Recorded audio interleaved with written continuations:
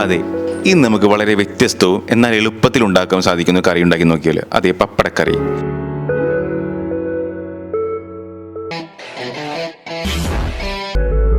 ചെറിയുള്ളി 4 അരിയുക, വലിയ ഉള്ളി, തക്കാളി, മുളക് ഇതെല്ലാം അരിഞ്ഞെടുക്കുക. കൂടാതെ പപ്പടം കൂടെ.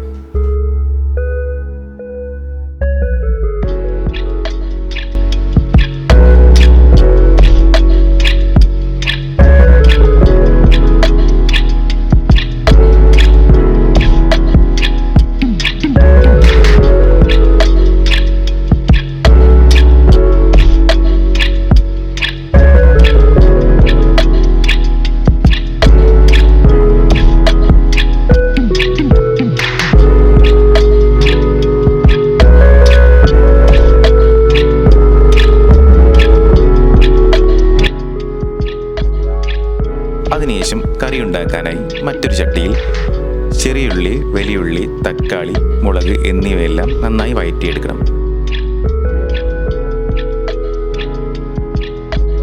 അതിലേക്ക് അല്പം മഞ്ഞൾപ്പൊടി ചേർക്കുക. പിന്നീട് അല്പം ചൂടുവെള്ളം കൂടി അതിലേക്ക് ചേർക്കുക.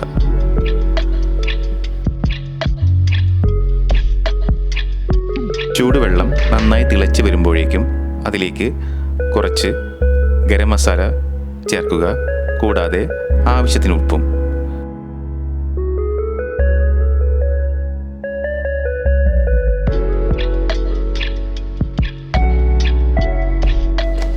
കറി നന്നായി തിളച്ച് വരുമ്പോൾ അതിലേക്ക് പപ്പടം കൂടി ചേർക്കുക.